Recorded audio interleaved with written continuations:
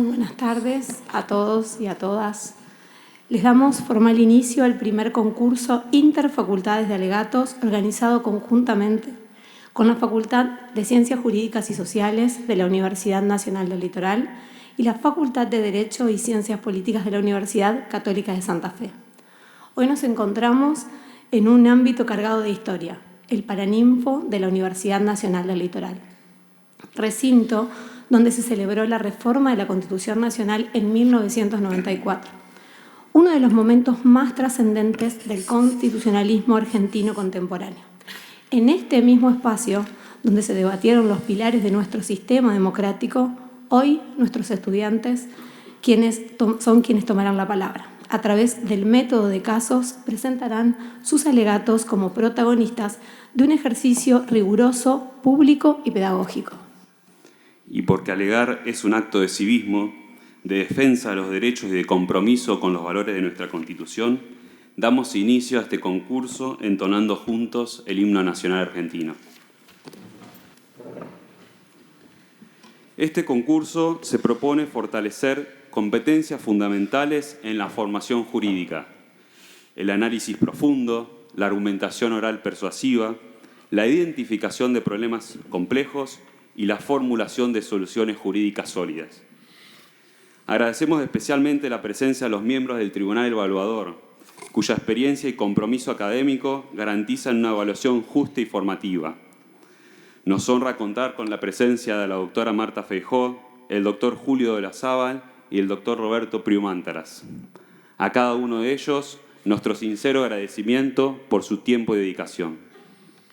Ahora invitamos a dar unas palabras a las autoridades de nuestras facultades, quienes han impulsado esta iniciativa con una visión académica y un espíritu de integración, agradeciendo el compromiso no solo personal, sino institucional que nos han brindado para esta experiencia de crecimiento personal y pedagógico.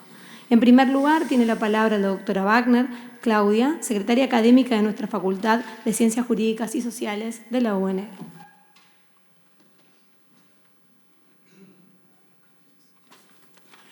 Muy buenas tardes a todos, muy bienvenidos. Les quiero agradecer su presencia porque ustedes van a dar marco a esta actividad educativa. También le quiero agradecer al tribunal, el doctor Priu, el doctor Olazábal, la doctora Feijó por acompañarnos y por hacer esto posible.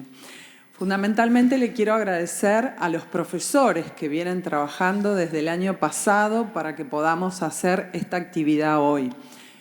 Tanto a los profesores de nuestra casa de estudio, el doctor Santiago Saux, la doctora Antonia Gómez, Andrea Saxer y Pablo Hochman, y también a los profesores de la Católica, Esteban Romero, Valentina Acuña, Martín Torres y Gabriel Abad.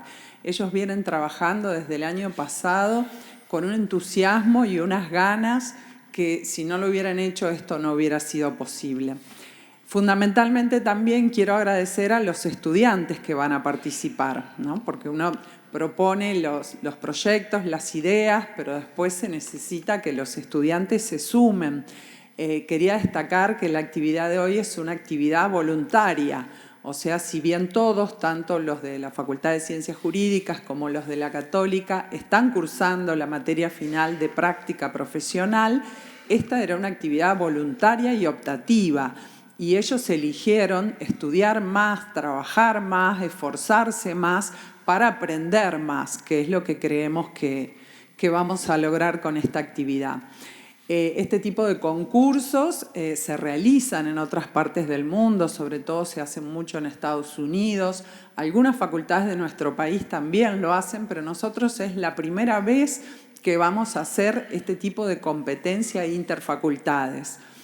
Bueno, esperamos que no la última, digamos, sino que la sigamos haciendo los años venideros. Bueno, nada más, vuelvo a agradecerles su presencia y lo que les quería resaltar es que por una regla del concurso, el jurado va a deliberar y va a elegir un ganador, o sea, va a haber un equipo ganador. Pero para nosotros, para los docentes y para las facultades, le quería decir a los chicos y chicas que participan que todos son ganadores. Para nosotros ya ganaron, Antes de que compitan son todos ganadores porque ganaron un montón de experiencia, de habilidades, de competencias, aprendieron a trabajar en equipo, son todos estudiantes que no se conocían antes, inclusive han participado en actividades interfacultades, así que eso es para nosotros, digamos, la verdadera ganancia que han obtenido todos y que hemos obtenido nosotros como facultades. Muchas gracias otra vez.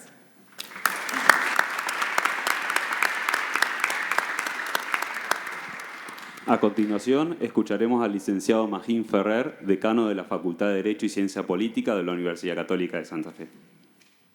Gracias. Buenas tardes. Bueno, la verdad es que esta actividad, como dijo Claudia recién, se vino organizando desde el año pasado. Y yo, sinceramente, debo agradecer profundamente a los docentes, sobre todo, que hicieron posible esto. Sin el entusiasmo de ustedes, sin el empuje y sin las reuniones que tuvimos con Claudia en tu secretaría para armar el reglamento, para que esta actividad fuera posible, que estábamos con el artículo 1, 2, 3, que va para allá, que viene para acá, esto no hubiera sido posible y ellos intervinieron. La verdad es que este agradecimiento va para ustedes, para las dos cátedras, Taller 4 y Práctica Profesional. En segundo término, quiero agradecer a las personas que van a oficiar de juez o de evaluadores de este concurso, que son docentes muy destacados de esta casa y de nuestra casa. Así que gracias a ellos también. Los alumnos, ¿qué puedo decir de los alumnos? Nosotros nos hemos propuesto como objetivo en la facultad que los alumnos salgan sabiendo saber hacer. Eso es una meta que desde el primer día de la gestión nos hemos puesto como objetivo. Tienen que salir sabiendo hacer. ¿Cómo? Bueno, esta es una forma, aprendiendo de esta manera, esforzándose, no solo yendo a clases, sino esta actividad. Así que también vaya un agradecimiento para ellos por presentarse, por participar, por competir. Así que, bueno, formalmente damos apertura a este concurso, que esta es la última parte del concurso. Lo que se ve hoy es el tramo final, son los 2 últimos días de una actividad que viene desarrollándose desde el principio de marzo. Así que gracias Esteban, gracias a los docentes, gracias Martín y Valentín, bueno, a ustedes también, todos. Bueno, gracias.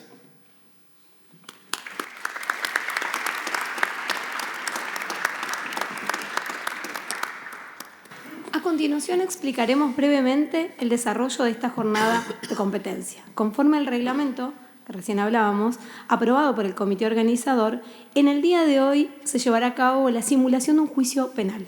En el día de mañana tendrá lugar un caso civil. En esta oportunidad, el equipo de UNL tiene el rol de la Fiscalía y el equipo de la Universidad Católica tiene a su cargo la defensa. El equipo por la Universidad Católica es Mercedes Colelia, Brisa Dubois, Nicolás Urdiales, Tomás Giudice, Fernando Peretti y Estanislao Pujato. Los expositores serán Mercedes Colelia, Brisa Dubois, Nicolás Urdiales y en la dúplica estará Tomás Giudice y Fernando Peretti. El equipo de UNL, la Fiscalía, Acevedo Federico, Benenga Lucía, Castillo Araceli, Serini Santiago, Garramundio Fernán, Esteve Serena, García Paloma, Ledesma Sofía, Moro Valentina, Páez Lucas, Revelo Juan Ignacio, Saucedo Ailén, Sturba Evangelina, Zacarías Juan Sebastián. Los expositores serán Zacarías Juan Sebastián, Serini Santiago, García Paloma y en la réplica estará Moro Valentina. Según el reglamento, cada parte contará con un máximo de 30 minutos para exponer sus alegatos, debiendo participar activamente al menos 2 integrantes de cada equipo. Luego habrá una instancia de réplica y dúplica de hasta 15 minutos por parte. Con posterioridad, el tribunal podrá formular preguntas a los equipos antes de retirarse a deliberar. Finalmente, se anunciará el equipo ganador y se podrán otorgar menciones especiales a los mejores oradores. Los premios para el equipo ganador serán 50% de posgrados en esta universidad y en la Universidad Católica de Santa Fe durante el año 2026 y descuentos del 50% en libros en la librería cívica. Agradecemos nuevamente especialmente a los estudiantes que han elegido participar de esta formación y lo han realizado con mucho compromiso.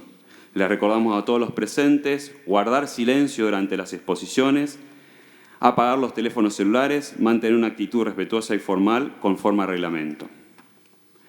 Damos entonces inicio al primer juicio del día correspondiente al caso penal.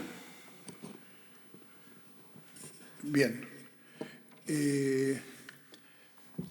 Me han honrado las dos universidades que organizan este acto.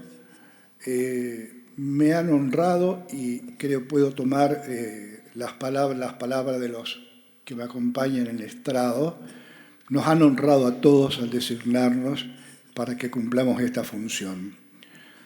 ¿Y por qué digo esto de que nos han honrado? Porque los tres hemos desempeñado, ellos todavía están desempeñando, la función de jueces, pero además los tres hemos sido o somos profesores, o sea que somos personas que cumplimos estos dos roles.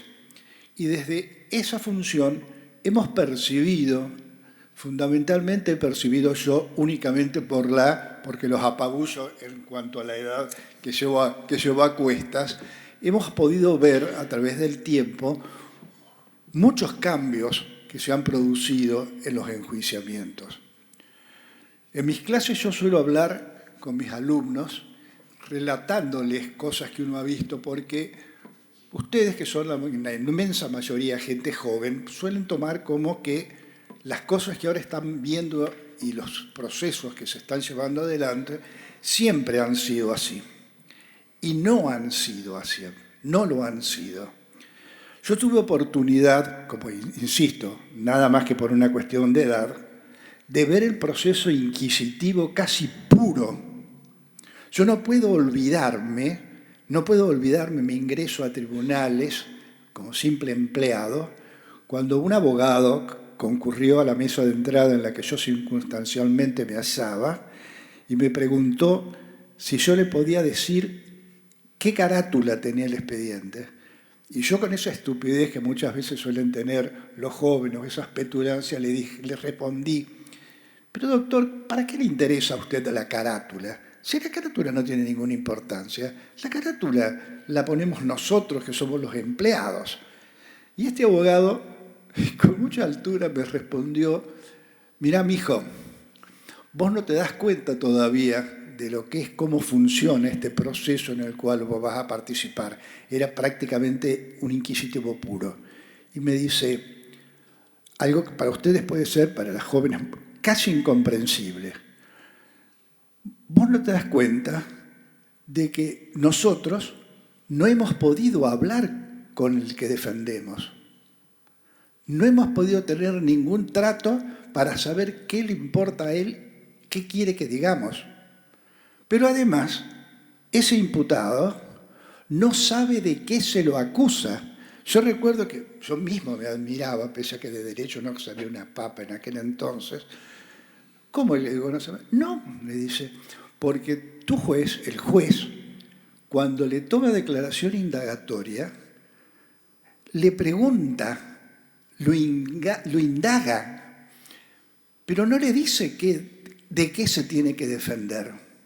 Cuando el juez le pregunta, por ejemplo, me acuerdo que me dijo, de una violación, él no sabe, mi cliente, no sabe si se trata de una violación sexual o de una violación de domicilio. Y sin embargo le están diciendo que se defienda. Y nosotros no podemos entrar a la audiencia. Los abogados no podemos estar presentes en el momento quizás crucial, no diré el más importante, porque el más importante seguramente será la sentencia. Pero por eso es que yo pregunto la carátula. Lo único que nosotros conocemos, los abogados, es la carátula. La defensa, sí, la defensa es prácticamente inexistente porque la tomamos, la podemos ejercer realmente cuando ya ha prestado declaración indagatoria. Y la Fiscalía, quizás se estén preguntando ustedes, ¿habrá pasado por algunos temas similares? Miren, en un código ya un poco más actualizado de aquel viejo inquisitivo, había un código muchísimo tiempo vigente que permitía que aunque el fiscal no acusara, es decir, aunque no hubiera acusación, el juez pudiera condenar. Entonces uno ahí se preguntaba, ¿pero cómo? Si nadie lo acusó, ¿de qué se va a defender? Y si nadie ni siquiera le dijo de qué se debería hipotéticamente tener que defender, porque nadie no sabía de qué se lo acusaba, ¿de qué defensa estamos hablando? Bueno, salir de todo eso, salir de aquel viejo proceso inquisitivo, costó, porque había generaciones enteras de abogadas y abogados que estaban formados en esto. Y fue lentamente que se pudo ir saliendo de esto hasta llegar a un momento en el que se pudo realmente hablar de un proceso acusatorio. ¿Acusatorio por qué? Porque para que se produjera el juicio, que es algo lógico, tenía que haber una primera acusación. Después, obviamente, estaba la defensa. Y esto es lo que yo creo que tiene de muy interesante este acto en el cual yo estoy participando. Este es un desarrollo de corte acusatorio. Solamente por ese motivo es que, en primer lugar, va a tener la palabra la parte acusatoria, pero luego va a tener la defensa. Y recién de esa conjunción enfrentada de posiciones es la que puede llegar a salir la sentencia, la resolución. Y esto para mí es realmente una satisfacción, porque como digo, en mis largos años de juez y en mis larguísimos años como profesor, he tratado de inculcar esto en quienes han sido estudiantes míos. De así que vuelvo a agradecerle a ambas universidades la invitación que me han hecho para estar aquí presente. Bueno, hecha esta ya larga introducción, debo mantener una posición más ecuánime. Me corresponde a mí dar inicio a este pseudojuicio, otorgando, como debería ser después de este desarrollo que he hecho, otorgando en primer lugar la palabra a la parte acusatoria para que luego la defensa pueda ejercer el importantísimo rol que tiene. Sepan ustedes, todos los alumnos, que esto en lo que están participando o están presenciando es de extrema importancia. Es ir viendo cómo esto se desarrolla e ir aprendiendo habilidades, porque no se trata únicamente de aplicar de cualquier manera el derecho. Acá se trata de algo más que ahora van a comenzar o van a seguir ustedes aprendiendo. De así entonces mi agradecimiento y sin ir más vamos a otorgarle la palabra a la parte acusatoria para que comencemos de esta manera el desarrollo de este símil proceso. Adelante entonces. Miembros del tribunal, parte defensora, público presente, muy buenas tardes. Nos presento, nosotros somos la parte fiscalía y el caso que nos trae hoy aquí a colación es el caso de Jonathan Romano contra Ignacio Gutiérrez. Jueces y juezas del tribunal, tal como lo hemos anunciado en el alegato de apertura, estamos ante un caso de homicidio simple, producto de una agresión dolosa, consciente y voluntaria, efectuada por el imputado y agresor Jonathan Romano contra Ignacio Gutiérrez, la víctima ya fallecida. Ha quedado claro que el imputado Jonathan Romano no pudo no haberse representado el desenlace letal de su accionar y que a pesar de ello, siguió actuando con total indiferencia, aceptando como una posibilidad la muerte de Ignacio Gutiérrez. Ignacio Gutiérrez era una persona joven, querida y amada por todos sus seres queridos. Ignacio Gutiérrez tenía todo un futuro por delante, pero eso poco le importó a Jonathan Romano, ya que fue él quien decidió quitarle la vida de una manera espantosa. Miembros del tribunal, a lo largo del presente debate ha quedado demostrada la participación activa y violenta efectuada por las agresiones del imputado Jonathan Romano contra Ignacio Gutiérrez, la víctima fallecida. También hemos demostrado la relación de causalidad directa entre las conductas desplegadas por el imputado y el fallecimiento de la víctima. Como así también hemos demostrado la ausencia de todo elemento eximente o causa de justificación del accionar del imputado. Procedemos a explicar en detalle, integrando y valorando toda la prueba, que nos va a llevar a la conclusión de que efectivamente Jonathan Romano es el autor penalmente responsable del homicidio de Ignacio Gutiérrez. A continuación, escucharán la versión de la Fiscalía sobre los hechos del caso. La noche del 3 de enero, Ignacio Gutiérrez, junto con Tamara Rivero, su novia, decidieron salir al establecimiento bailable Jaque Mate. Dicha salida de la pareja de novios se vio frustrada, ya que el guardia de seguridad del boliche no lo dejó ingresar.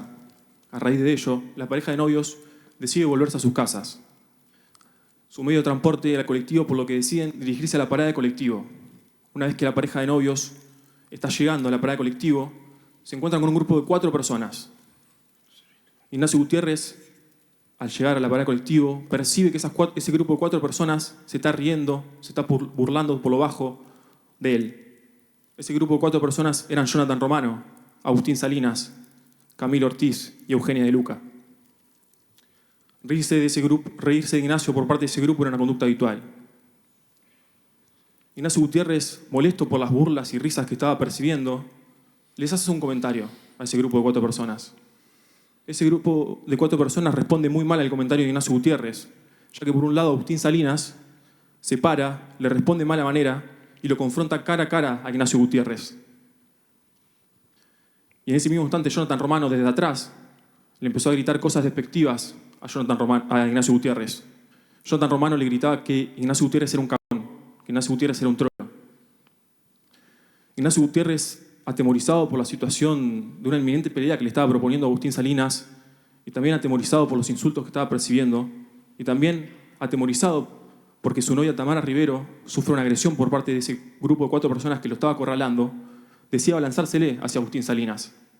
Agustín Salinas ágilmente esquiva a Ignacio Gutiérrez y le proporciona un empujón que genera que Ignacio Gutiérrez caiga de espaldas al suelo. Aprovechando esa situación, Agustín Salinas se le sienta encima a Ignacio Gutiérrez y comienza a golpearlo. Ignacio Gutiérrez, tratando de defenderse de la agresión, trata de levantarse. Y ahí es cuando se da la intervención letal de Jonathan Romano. Porque Jonathan Romano interviene nada más ni nada menos que pegándole una patada en la nuca a Ignacio Gutiérrez. A raíz de dicha patada en la nuca que le dio Jonathan Romano a Ignacio Gutiérrez cae inconsciente de espaldas nuevamente al piso. Pero esta vez queda completamente indefenso, sin oponer ningún tipo de resistencia. Eso poco le importó a Agustín Salinas, por un lado, ya que le siguió proporcionando golpes de puño en el estómago a Ignacio Gutiérrez. Y tampoco le importó a Jonathan Romano que Ignacio Gutiérrez se haya quedado en el suelo inconsciente, ya que le pegó 2 patadas más. La segunda patada fue una patada en la frente de Ignacio Gutiérrez. Y fue con una fuerza tal, con una magnitud tal, que le dejó la marca en la zapatilla a Ignacio Gutiérrez. Y tampoco quedando conforme con pegarle a Ignacio Gutiérrez 2 patadas, le pegó una tercera patada. La tercera patada fue a modo de remate. Fue un pisotón, fue un planchazo de lleno en la cara de Ignacio Gutiérrez. Y quiero que quede algo bien en claro. Fueron las 3 patadas de Jonathan Romano a una persona que estaba tirada en el suelo, que estaba indefensa, que no ponía resistencia, la que causaron su muerte. Terminada la pelea, Agustín Salinas y Jonathan Romano se dieron cuenta de que la cosa se había puesto fea, de que Ignacio Gutiérrez no respondía. Y en vez de proporcionar auxilio, de llamar a alguien, decidieron irse del lugar de los hechos. Irse del lugar de los hechos dejando a Ignacio Gutiérrez tirado en el suelo, probablemente muerto, que no reaccionaba. Y lo dejaron solo, junto con su novia Tamara Rivero, que estaba completamente horrorizada, atemorizada por vivenciar la muerte violenta de su novio. Pedía ayuda a los gritos, la cual minutos más tarde fue la ambulancia la que llegó a socorrer a los jóvenes.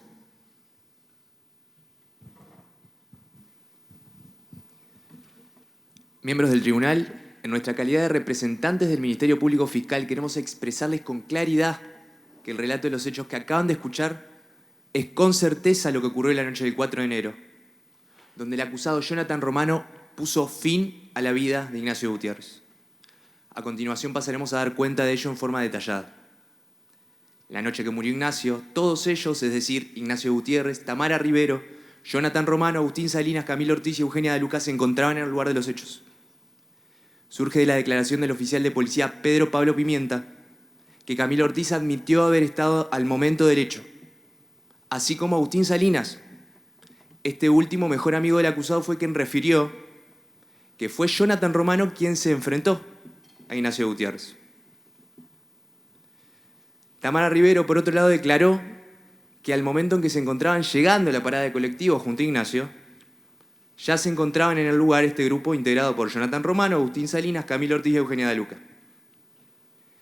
Estos cuatro, al advertir la presencia de Ignacio y de Tamara, comenzaron a reírse, a realizar comentarios por lo bajo, a burlarse de ellos. Ahora bien, ustedes se preguntarán cuál era el motivo de estas risas.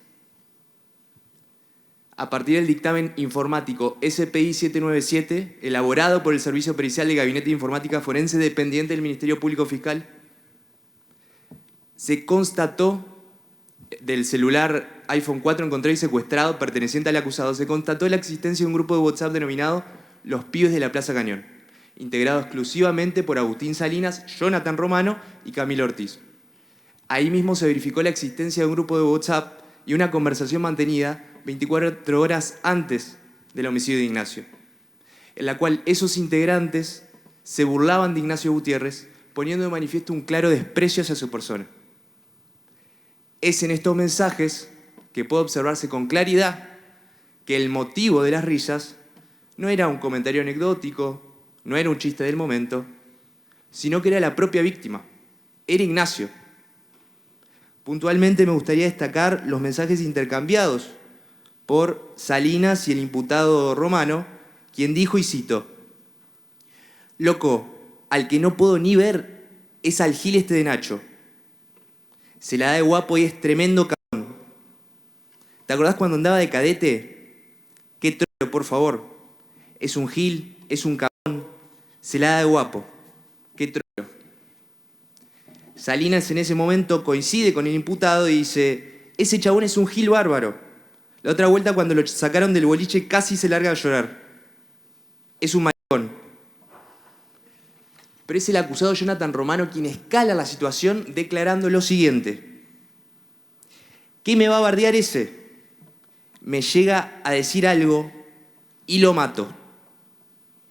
Me parece que tenemos que acomodarlo un poco y mostrarle quién manda acá". Salinas concluye asintiendo y diciendo: "De una, loco, vamos a buscarlo cuando quieras. Yo también le quiero dar al cabrón ese".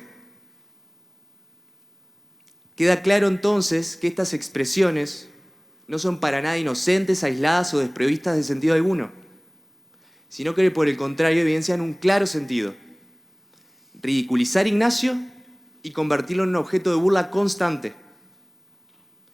Fue así que esa noche del 4 de enero, cuando este grupo de amigos observa la llegada de Ignacio Gutiérrez a la parada de colectivo, recordando la conversación mantenida el día anterior, comenzaron a realizar los mismos chistes y comentarios despectivos hacia la persona de Ignacio. Y esto a todas luces demuestra que el motivo de inicio de la discusión no radicó en un comentario situacional o circunstancial motivado en un chiste del momento, sino en una conducta sistemática y sostenida en el tiempo, destinada directamente a desvalorizar a Ignacio frente a las demás personas.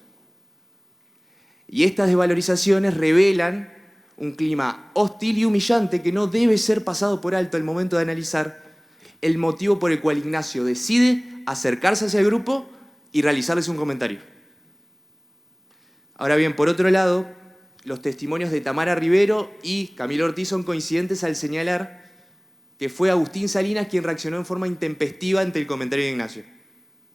Camilo Ortiz señaló que Salinas fue quien le contestó y se le puso delante.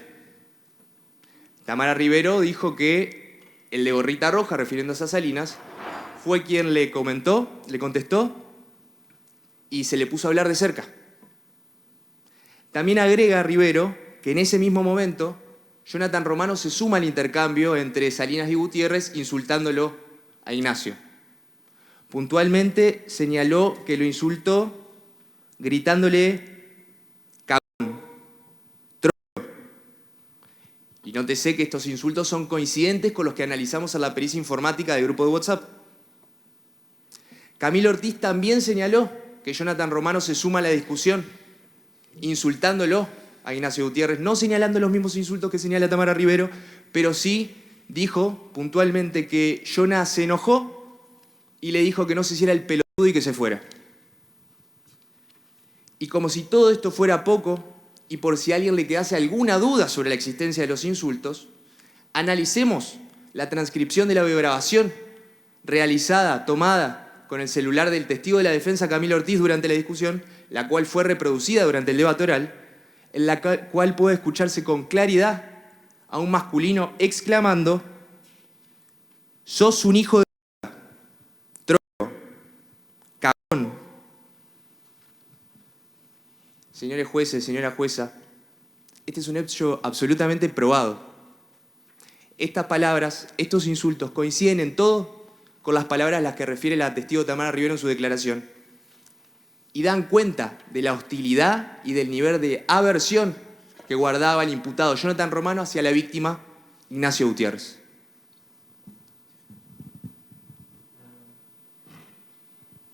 Lo que siguió fue que Ignacio reaccionó. No solo por la provocación que venía sufriendo por parte de Agustín Salinas y Jonathan Romano, sino también desde un temor y una necesidad de proteger a su novia, Tamara Rivero. Se encontraba en una situación de desigualdad de condiciones.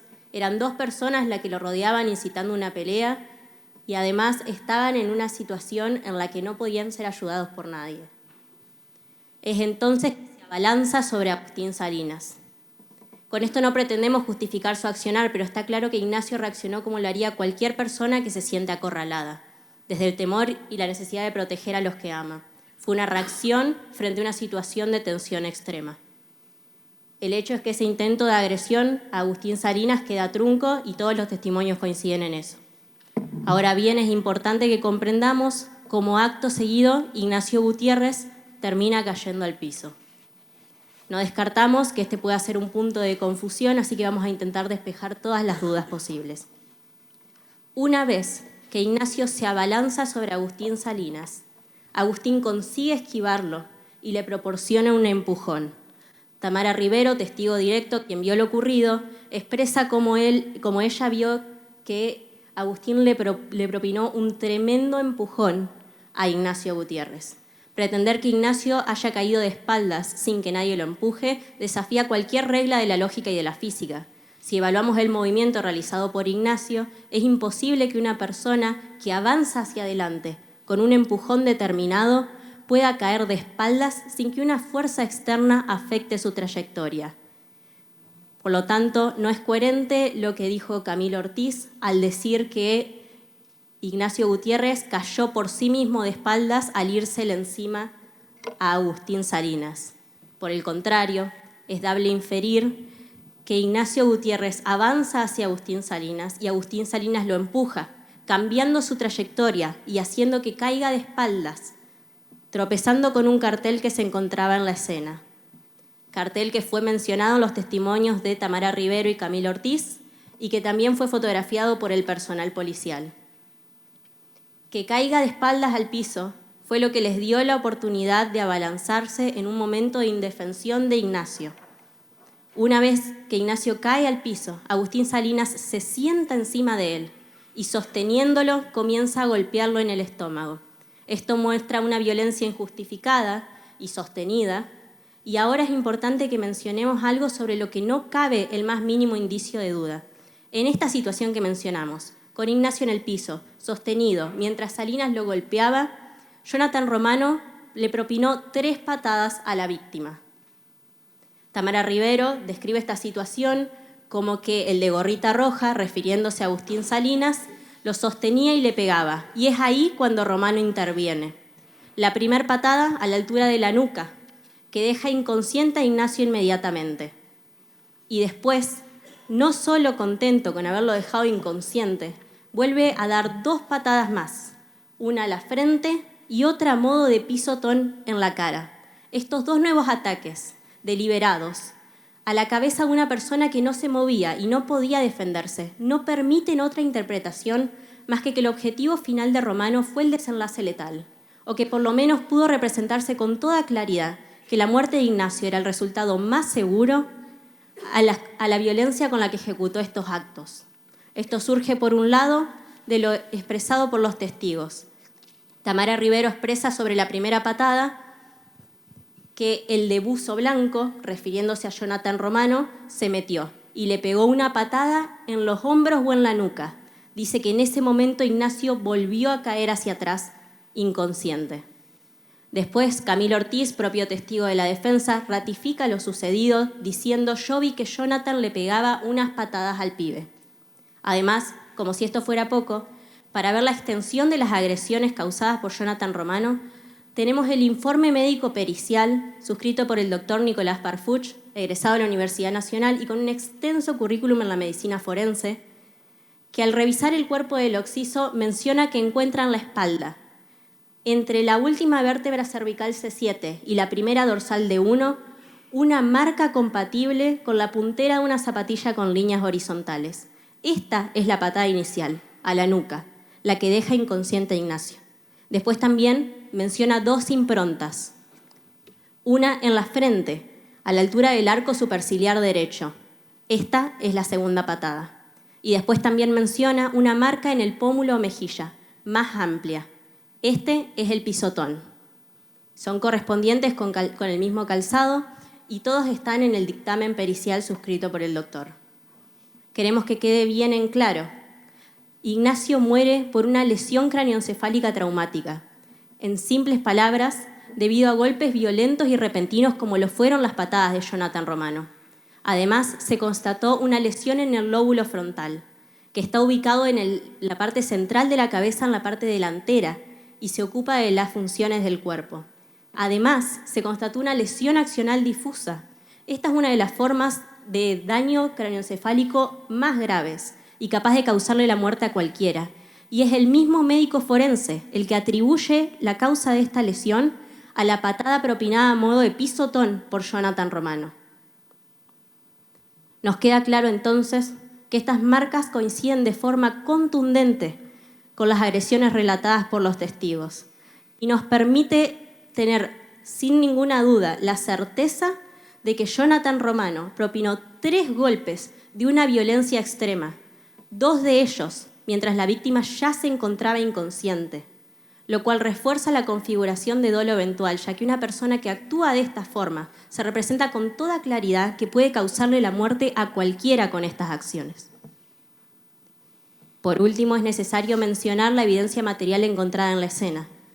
Encontramos por un lado un iPhone 4 perteneciente a Jonathan Romano, una gorra roja perteneciente a Agustín Salinas, y también encontraron una navaja tipo cortaplumas en la cual no se encontraron huellas digitales ni tampoco se pudo establecer su procedencia. Estos elementos fueron relevados por el sargento Pimienta, el cual dice en su declaración haberlos encontrado. Los mismos fueron resguardados bajo la sede de la Fiscalía y se ha mantenido la guardia de los mismos y la cadena de custodia durante todo el momento desde su hallazgo.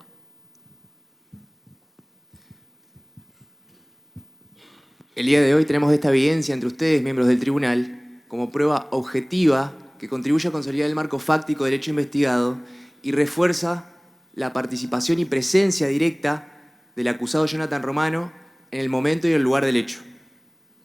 Ha quedado claro a través de la valoración probatoria detalladamente realizada hasta aquí que la conducta del imputado queda enmarcada dentro de la figura de homicidio simple con dolo eventual. Es decir, no cabe duda alguna que la acción de matar a otro ha quedado acreditada con el obrar del acusado, quien puso punto final a la vida de Ignacio Gutiérrez. El nexo causal de la muerte de la víctima, sin duda alguna, fueron las patadas que Jonathan Romano le propinó sobre su cráneo, alcanzando así el resultado exigido por la norma. En lo atinente al elemento subjetivo sostenemos la presencia de dolo eventual, el cual resulta conducente en este tipo de delitos. A propósito, el doctor Carlos Creus lo define el dolo eventual como la asunción voluntaria del riesgo de causar la muerte, eventualidad que el agente se representa, pero que le es indiferente. Esto diferencia el dolo eventual de la culpa consciente y la culpa con representación, configurándose esta última cuando el autor rechaza el resultado, creyendo y deseando que el mismo no sea alcanzado como consecuencia de su conducta. Ha quedado claro que Jonathan Romano se representó el resultado y decidió ser indiferente ante ello, provocando una muerte previsible. Ya hemos indicado en detalle y con claridad también que Jonathan Romano, aprovechando la situación de que Ignacio se encontraba tirado en el suelo, sin posibilidad de defenderse, le propinó 3 patadas con fuerza, una en la nuca y 2 en el rostro, provocando así su deceso. El más elemental sentido común indica que esa cantidad de patadas aplicadas con semejante intensidad en un órgano del cuerpo humano, tan sensible como lo es el cerebro, encontrándose la víctima en un estado de total indefensión sin posibilidad de atenuar los impactos, nos conducen inevitablemente a concluir que existió representación y aceptación del resultado fatal por parte del acusado.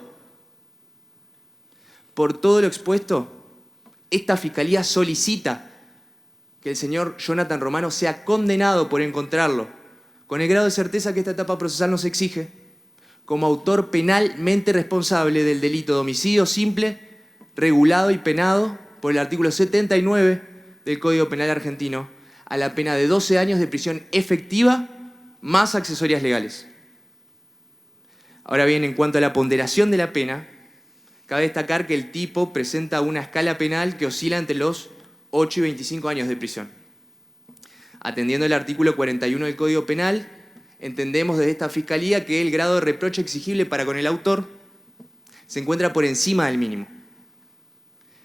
Si bien es cierto que el resultado alcanzado por Jonathan Romano no fue buscado deliberadamente ni premeditadamente, si bien sí se lo representó, y que el mismo no presenta antecedentes condenatorios, no resulta menos cierto que una vez consumado el hecho, él y su acompañante se retiraron del lugar sin prestar ningún tipo de auxilio, ni a la víctima ni a su pareja. Tal vez se encontraban a tiempo todavía de remediar el daño causado, pero una vez más se retiraron como si nada hubiese sucedido. Ahora les pido que nos tomemos un minuto para pensar en esto. Si realmente Jonathan Romano hubiese actuado en el marco de una legítima defensa, hasta tal vez excediendo ser la misma, repeliendo un ataque proporcional que se encontraba recibiendo, él o su amigo, al ver que el cuerpo yacía en el suelo, inmóvil, probablemente ya sin vida, ¿no hubiera reaccionado de otra manera?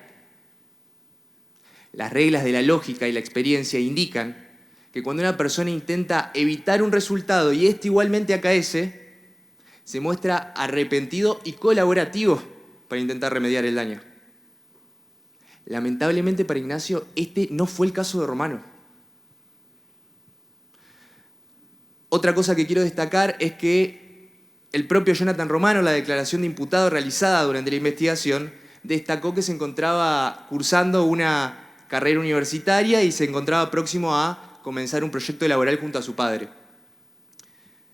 Esto refleja que, primero, Jonathan Romano tuvo acceso a una educación primaria y secundaria y estaba en curso de una educación universitaria. Además de que tenía la suficiente capacidad para llevar adelante un emprendimiento laboral. Esto da cuenta del nivel de conciencia y autodeterminación que poseía el autor, suficientes para internalizar las normas y los valores de convivencia social. Otro dato que esta Fiscalía ha tenido en cuenta para mesurar la pena es un elemento incontrastable por parte de la defensa. Y es que a Ignacio se le arrebató la vida a una muy corta edad. En una etapa de su vida que, según el testigo Alberto de la Luca, trabajaba para subsistir y se encontraba en pareja con la joven Tamara Rivero, quien no solo lo perdió, sino que tuvo que pasar por la experiencia traumática de verlo morir violentamente. Lo que queremos significar es que la muerte de una persona joven no implica únicamente la pérdida inmediata de una vida humana, sino que implica la extinción de un proyecto de vida en pleno desarrollo. La jurisprudencia argentina ha destacado que el homicidio de una persona joven implica una gran afectación al bien jurídico de vida, ya que se priva a la víctima de cualquier posibilidad de crecimiento y realización futuro. Y eso fue lo que le pasó a Ignacio Gutiérrez. Señora jueza, señores jueces, no estamos en presencia de un caso debatible. Este no es un caso dudoso, es un caso probado. Ignacio perdió la vida a causa de una golpiza cuando no podía defenderse. La prueba es clara y la ley también. Por eso solicitamos una pena adecuada al daño causado, al desprecio mostrado hacia la vida humana y al impacto social causado por un crimen cometido en plena vía pública. Matar a golpes no es un accidente. Matar a patadas no es defenderse. Es homicidio. Y la justicia debe llamarlo por su nombre. Muchas gracias.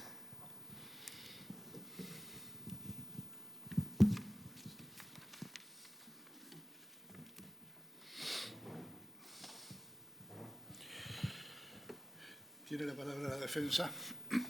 La defensa. Excelentísimo tribunal, venimos a este momento cúlmine del proceso con la convicción profunda de que Jonathan Romano no es un asesino. Venimos con firmeza, con tranquilidad y con responsabilidad, con la firmeza que nos otorgan las pruebas, con la tranquilidad de conciencia de defender a un inocente y con la responsabilidad que nos impone la Constitución Nacional y la ley provincial que garantiza un proceso justo, equilibrado y respetuoso de los principios fundamentales del derecho penal. No estamos aquí para negar que hubo una tragedia, porque sí lo hubo, pero Ignacio Gutiérrez falleció, sí, pero también es verdad que esa muerte fue el producto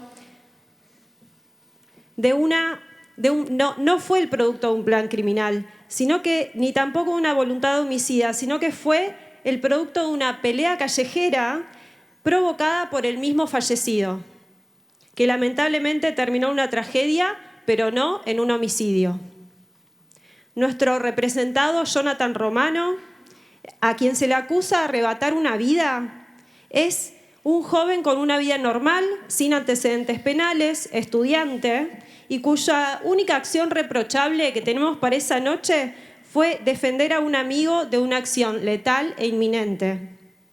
La imagen que se intentó proyectar de él es totalmente inválida, es distorsionada y tiene una sombra a la que no le pertenece. A lo largo de este debate hemos visto versiones contrapuestas y confusas sobre lo que realmente ocurrió en esa esquina. Pero les garantizamos que al final de la intervención de esta defensa, la verdad de los hechos resonará innegable. El fallecido Ignacio Gutiérrez, un hombre con un historial cargado de conflictos y consumo de estupefacientes, fue el motor de esta lamentable tragedia. Les rogamos, por favor, que abran sus mentes sobre las pruebas expuestas. No solo lo que la acusación ha querido destacar, sino también a toda la totalidad del cuadro. Y verán que Jonathan Romano no es el homicida que se quiere llegar a crear, sino que es una víctima más de esa fatídica noche. Les imploro recordar una vez más que defender la vida es un instinto y castigarla es una injusticia.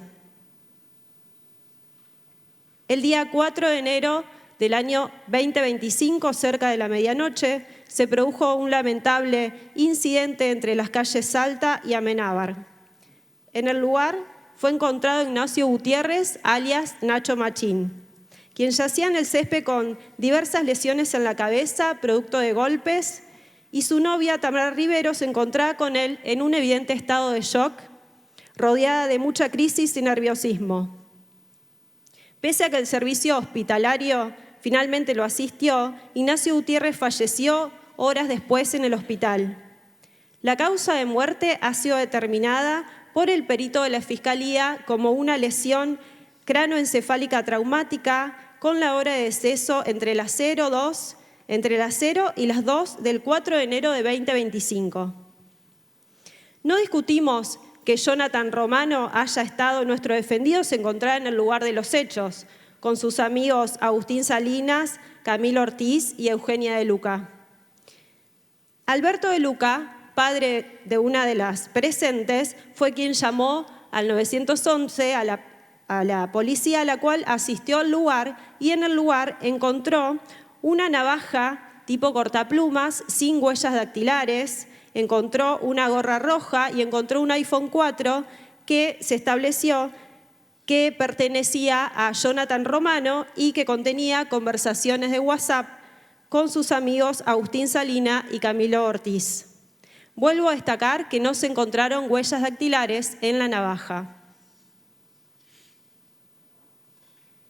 En cuanto a las personas involucradas, se estableció que Agustín Salinas no será imputado en esta causa.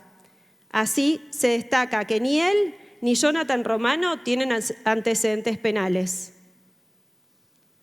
Ambos fueron examinados al día siguiente por el médico policial a la mañana y encontraron y demostraron que no tenían lesiones alguna en sus cuerpos. Esto va a ser un punto crucial para la Fiscalía y que van a intentar usar a su favor para notar e interpretar que nosotros, como la defensa, opinamos totalmente diferente. Respecto al fallecido Ignacio Gutiérrez, ya tenía actitudes problemáticas antes del incidente, incluso en un boliche, en un boliche bailable, antes de que acceda al lugar del hecho, donde se encontraba el grupo de Jonathan. Testimonios de la causa, incluidos testigos de la Fiscalía, lo describen como una persona que consumía sustancias, un marquero, y que se ponía agresivo y además que en el momento del hecho se encontraba un poquito tomado. Fue Ignacio Gutiérrez quien inició la agresión verbal hacia el grupo de Jonathan, diciéndoles villeros de mierda. Incluso Tamara, la novia de Ignacio, intentó que se retiraran del lugar ante tal situación. Finalmente, la autopsia forense que realizó Nicolás Parfuch detalló la presencia de múltiples signos traumáticos internos y externos en la cabeza del fallecido, incluyendo esquimiosis, hematoma, fracturas nasales, e internamente se constató hematoma subdural frontal y una lesión axonal difusa, entre otras. Estos son algunos hechos sobre los cuales no tenemos controversia y además es un punto inicial de que esta defensa demuestra que esta conducta de Jonathan Romano no coincide y no encuadra con una calificación legal diferente a la de homicidio simple e inexistencia de dolo homicida. Bueno, ahora vamos a pasar a contar la verdad de los hechos por parte de la defensa. Contrario a la intercepción, como sostiene la imputación de la Fiscalía, fue Ignacio Gutiérrez quien se acercó al grupo de amigos y empezó una agresión verbal. Esa noche, nuestro defendido, Jonathan Romano, se encontraba junto con sus amigos Agustín Salina, Camilo Ortiz y Eugenia de Luca, tomando una cerveza en la plaza en un ambiente totalmente cálido y sin generar ningún tipo de problemas. Fue Ignacio, más conocido como Nacho Machín, quien se acercó al grupo de amigos y empezó a insultarlos y agredirlos verbalmente. Esto se comprueba en los distintos testimonios. Camilo Ortiz, en su testimonio, declaró: Ignacio comenzó a insultarnos, tildándonos de villeros de mierda y haciendo referencia a ciertas sustancias. También Jonathan declaró: Nacho comenzó a atacarnos. E incluso Tamara Rivero, en su desesperación, intentó calmar a Ignacio. Y en el testimonio dijo: le pidió que los dejara y que se fueran del lugar. Esta conducta no es la de una víctima pacífica que transita por la calle, sino la de un agresor en busca de la confrontación.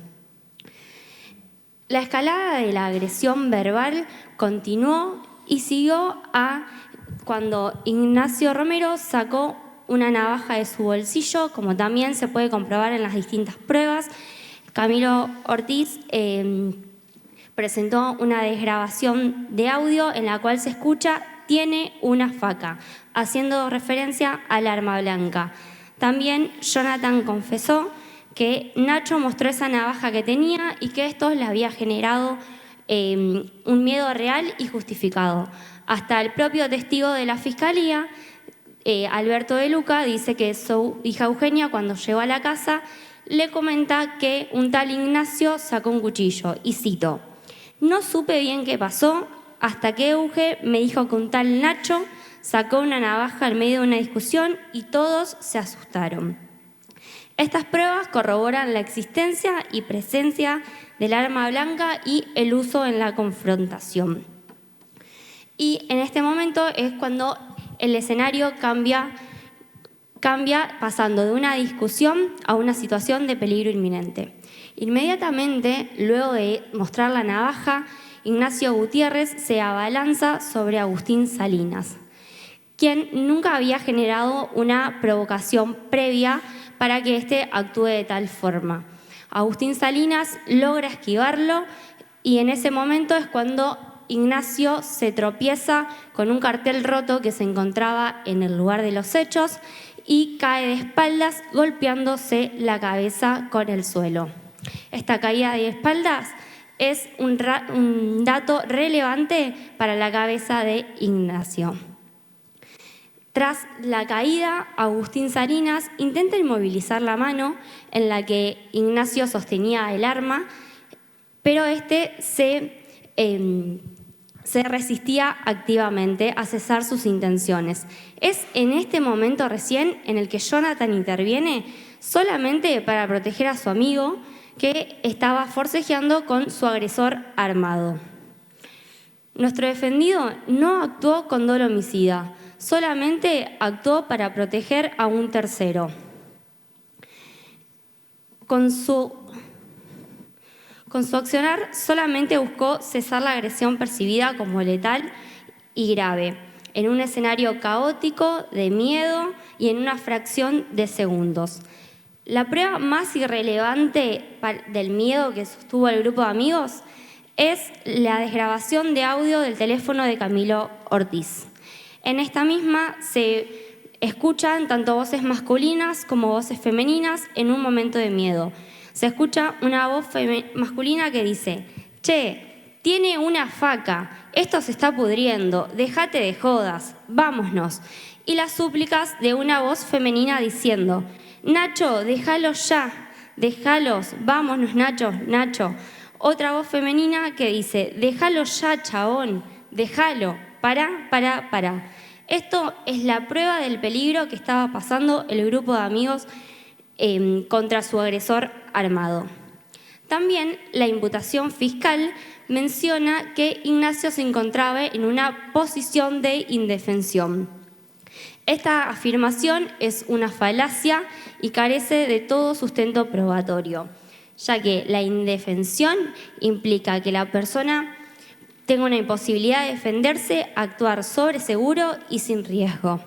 Aquí Ignacio Gutiérrez fue el agresor inicial, un hombre que tenía un arma y que se resistía activamente a cesar sus intenciones. Entonces, ¿cómo puede ser una persona indefensa si tiene un arma blanca y se resiste activamente?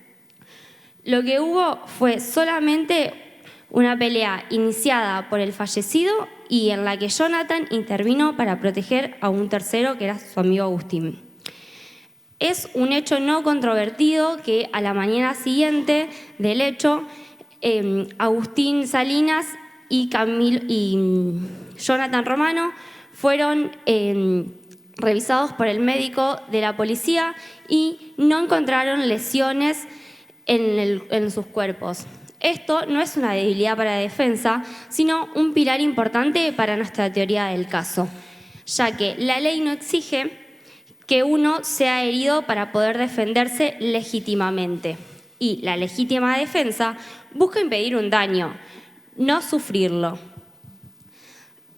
Ahora vamos a pasar a contar uno de los hechos más controvertidos de este caso, que es cuál es la causa de muerte de Ignacio Romano. Por un lado tenemos la autopsia del médico forense Nicolás Parfuch y el dictamen del doctor Andrés Caspio. La Fiscalía ha presentado el informe de autopsia por el médico forense Nicolás Parfuch, el cual determina que la causa de muerte es una lesión craneoencefálica traumática. Este informe tiene hallazgos graves como un hematoma subdural frontal, también como el daño accional difuso y también presentan distintos tipos de fracturas como nasales en distintas partes del rostro y también fracturas en la espalda.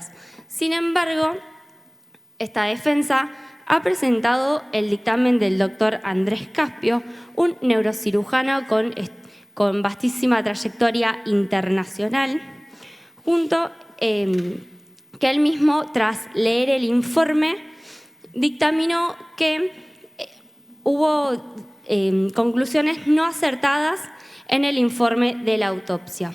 Y él postula, para explicarla, la teoría del golpe contra golpe, en donde sostiene que las lesiones graves, como el hematoma subdural frontal y el daño accional difuso, fueron producto de la caída inicial en la que Ignacio Gutiérrez cae de espaldas y choca su cabeza contra el suelo duro de tierra.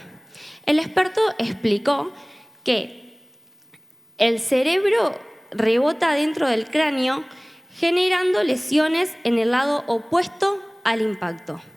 Esto es relevante, ya que también la autopsia descartó fracturas externas en la bóveda craneana, lo que Caspio explica que toda esa energía es transmitida al cerebro, que es mucho más delicado que los huesos. En cuanto a la lesión accional difusa, el doctor Parfuch la asocia a una violenta torsión de cuello y Caspio explica que es producto de una desaceleración brusca que se generó por la propia caída. Reforzando a la idea de la caída inicial y no necesariamente que las patadas posteriores fueron el eventual y determinante causa de muerte de Ignacio Gutiérrez. Ante estas pericias distintas, se genera una duda razonable sobre la causalidad del hecho, por lo que las lesiones que llevaron a la causa de muerte de Ignacio fueron producto de su caída inicial y no de las patadas posteriores de la acción defensiva de Jonathan. La Fiscalía no logra probar, más allá de toda duda razonable, que la accionar de Jonathan fuera la única y principal causa de muerte. En base a todo esto, se siembra la duda sobre la imputación de homicidio simple. Pasando a hablar sobre un punto importante que habla la Fiscalía sobre el dolo que imputa a Jonathan Romano, me gustaría en primer lugar hablar sobre la misma imputación fiscal, la cual endilga a Jonathan Romano describiendo que tuvo la manifiesta intención de causar un daño grave y o la muerte. Una afirmación en tanto ambigua y contradictoria a la vez. ¿Por qué la Fiscalía utiliza el disyuntivo de y o? Lo que está demostrando con eso, básicamente, es que no tiene la certeza clara de que Jonathan esa noche hubiera tenido la intención de querer quitar la vida a una persona realmente. Mismo supuesto pasa cuando en la imputación misma se describe que Ignacio habría sido interceptado o se habría producido una confrontación. ¿Por qué deja esos márgenes de posibilidad en la imputación? Tampoco en la imputación se describe la indiferencia en el resultado de muerte por parte de Jonathan, ni tampoco la aceptación del hecho lesivo fatal, al menos, no surge de ello. Por lo cual, tal como está la imputación, la Fiscalía a lo sumo estaría describiendo lo que cree esta defensa, un homicidio preterintencional o un exceso en la legítima defensa. Dos tipos penales que están totalmente alejados de tratar de describir un dolo homicida por parte de Jonathan. Como segundo punto, en cuanto a los chats de WhatsApp que utiliza la Fiscalía, me gustaría recordar un principio elemental de nuestro sistema de derecho, y es que los pensamientos no son punibles. Nuestro derecho castiga acciones.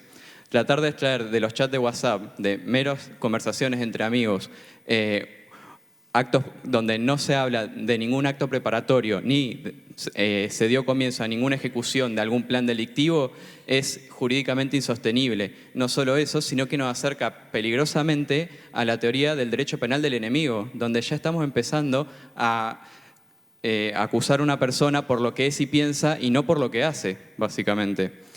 Además, Jonathan siempre ha sido contundente al manifestar que esos chats eran entre amigos y de bromas, y en palabras suyas, jodiendo. El encuentro en la noche de los hechos no dependió de Jonathan, fue un encuentro fortuito, él en ningún momento lo buscó activamente y la planificación no hubo ninguna por parte de él. Hay una planificación inexistente por parte de él, básicamente. En tercer lugar, también me gustaría hablar de las mismas declaraciones de nuestro defendido, Jonathan Romano, no solo las referentes a los chats de WhatsApp, sino todas las que ha mantenido a lo largo de este juicio. No voy a ser reiterativo, pero básicamente él siempre manifestó que su intención esa noche y las acciones que él siempre quiso hacer fueron las de defender a un compañero, a Agustín Salinas. Estas declaraciones que él ha tenido hay que sopesarlas también con su falta de antecedentes penales y también su no registro de conflictividad o agresiones, a diferencia de Ignacio Gutiérrez, quien era una persona conocida en el barrio por tener problemas agresivos con personas y por ser conflictivo justamente. Sumado, además, a la vida profesional y personal que tenía Jonathan Romano. Es recordemos, un estudiante de la carrera de Administración de Empresas, lo cual todas estas cuestiones las tenemos que sumar para entender que a la hora de expresar sus hechos, todo su accionar esa noche fue totalmente humano y defensivo, sin la intención de matar en ningún momento. Como cuarto supuesto, me gustaría hablar también de todo margen de error que tiene la legítima defensa. Pues hay que entender un poco el contexto en que se dieron los hechos. Estamos hablando de que esa noche hubo un contexto de tensión y confusión con la aparición de un arma blanca. Se volvió un enfrentamiento, como lo es toda pelea, dinámico y caótico, sobre todo ante la escalada de un conflicto que genera tanto miedo como la aparición de un cuchillo. Cuchillo demostrado por la desgrabación del audio de Camilo Ortiz, el cual confirma la existencia de esta arma blanca. Nos parece oportuno mencionar en este caso una jurisprudencia, que es el caso Suárez, de la Cámara Correccional Penal de la provincia de Córdoba, que a su vez menciona el caso Sosa también del Tribunal Superior de la misma provincia, donde hablan de la legítima defensa del supuesto sobre la necesidad racional del medio a la hora de ejercer una reacción defensiva. Y es que la reacción defensiva tiene que ser interpretada siempre de manera flexible y evaluada según el contexto, pues una persona puede cometer un error de apreciación en el peligro o la intensidad de su defensa, y aún así esta defensa seguir siendo totalmente razonable y jurídicamente válida y amparada por nuestro derecho, pues no se le puede pedir a una persona que en un momento de tal escalada, en unos meros segundos, mida sus acciones quirúrgicamente. Y lo que yo me pregunto es, ¿cómo puede considerarse desmedido el uso de patadas ante una persona que tiene un cuchillo y que está amenazando con dañar a su compañero? Recordemos que el propósito de la legítima defensa es prevenir un daño, no esperar a sufrirlo y después defenderse. La ausencia de lesiones tanto de Jonathan como de Agustín Salinas demuestran que hubo una defensa eficaz, no que no hubo un peligro. Pasando a la conclusión de estos alegatos, me gustaría recordarles al tribunal todo lo que esta defensa ha dado por probado, y es que hemos dado por demostrado rotunda y contundentemente que Ignacio fue el agresor inicial de los hechos, de que él portaba la navaja y dio escalada al conflicto gracias a su violento actuar, que Jonathan en todo momento actuó en legítima defensa ante un peligro totalmente real e inminente, de que las lesiones fatales en Ignacio fueron consecuencia de su caída inicial o al menos una combinación de factores precedentes a la misma, como lo reconoció el dictamen del doctor Caspio, que volvemos a recordarles, es un neurocirujano de vasta trayectoria y prestigio internacional, el cual explicó sus teorías científicamente válidas y totalmente viables respecto a la teoría del golpe y contragolpe y la desaceleración brusca que puede pasar cuando una persona cae contra un suelo endurecido de cabeza.